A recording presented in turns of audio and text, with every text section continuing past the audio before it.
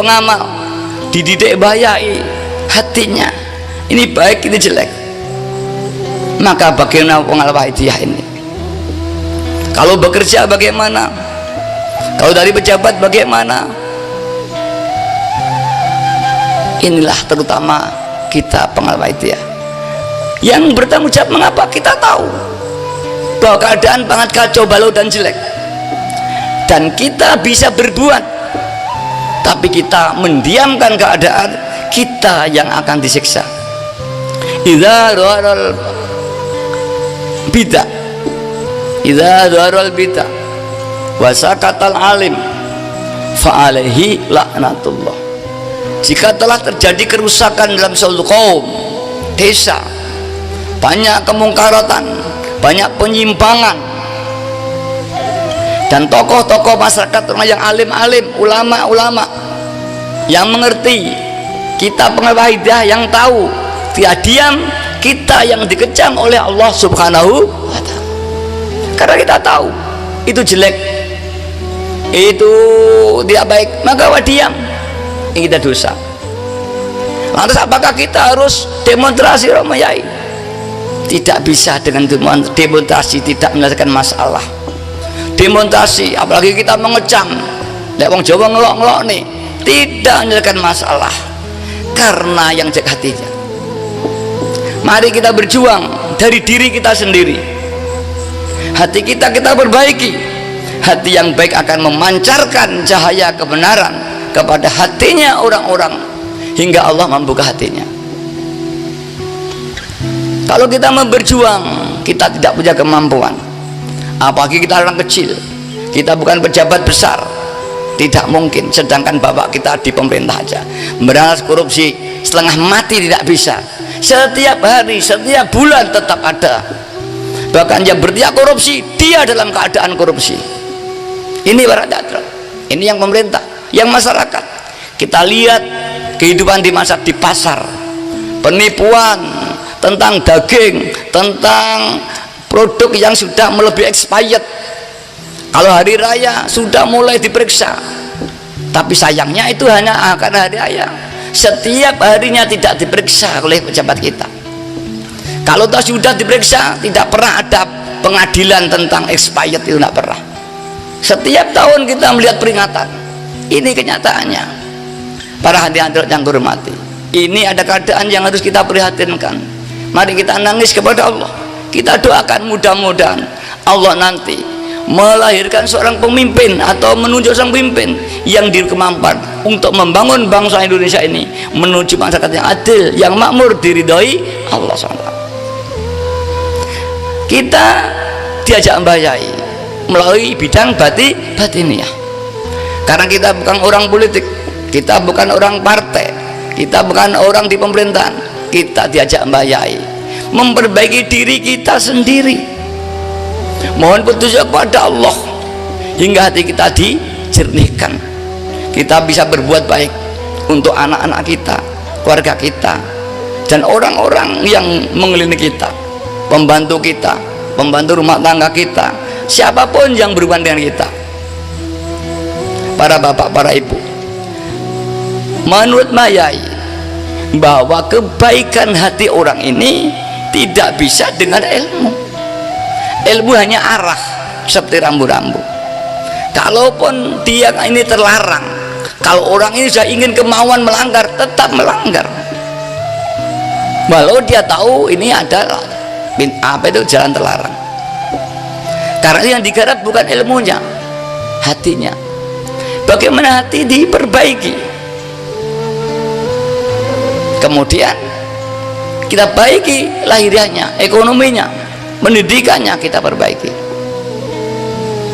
Dikatakan di dalam hati manusia itu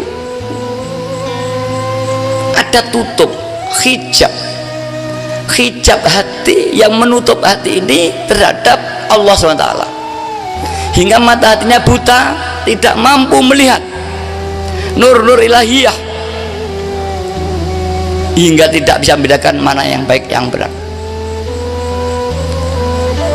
Bahwa hijab itu digambarkan ada 4. Orang Jawa menyebut nafsu.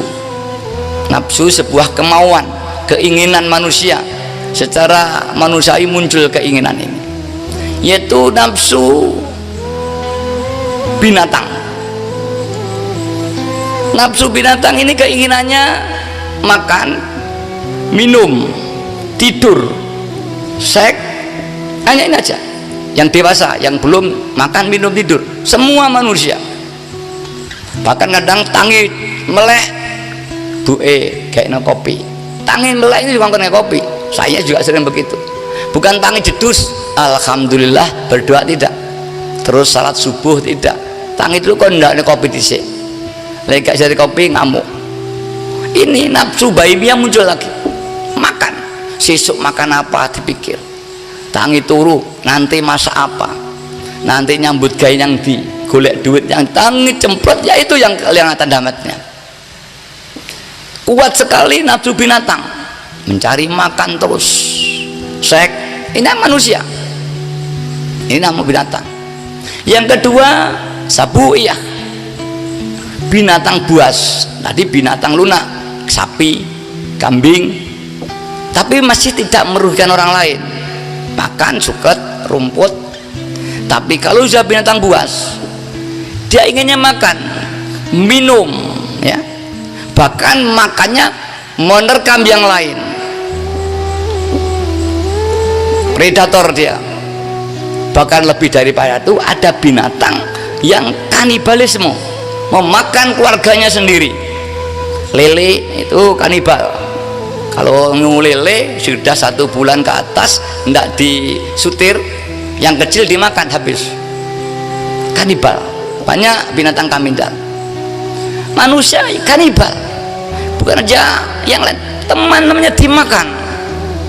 Bukan makan maafnya aja, dagingnya dimakan, enggak mau cari sendiri. Temannya kerja nunggui, kalau sudah dapat ya diroyok. Ini namanya sabuiyah. Apabila ini yang kuat, hidupnya gitu aja, terus nanti ada merugikan orang lain.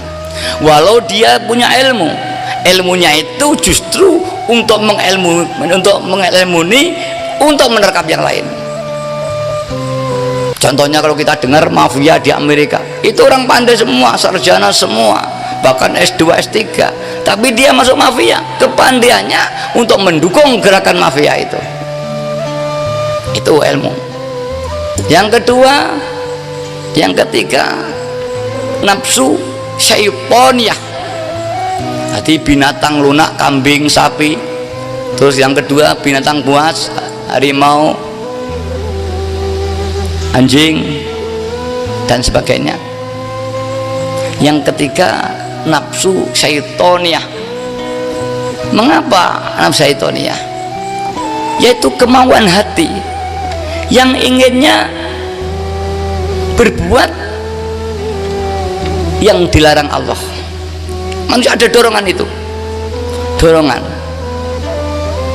Seperti saya, neng omahnya Pak, tiga ini wedang, gak penak, gak nang warung. Ini saya, ini jiwanya. Begitu syaitoniyah, dorongan untuk melakukan sesuatu yang dilarang Allah ada, merugikan orang lain dan sebagainya. Tidak mau ibadah, males. Ya, kalau ibadah abot, tapi kalau yang dilarang Allah enteng, itu ada dorongan itu. Setiap manusia, walaupun dia wali, walaupun dia kiai, sama. Kalau tidak ada itu tidak manusia, dan ini tidak bisa dihilangkan dari diri manusia. Manusia diberi nafsu setelah lahir di dunia. Kalau sebelum dilahirkan hanya akal, pikiran. Ketika zaman azali, manusia diberi iman tapi tidak diberi nafsu. Maka semua malaikat diberi akal tapi tidak diberi nafsu, maka malaikat hanya taat saja pada Allah. Manusia ini.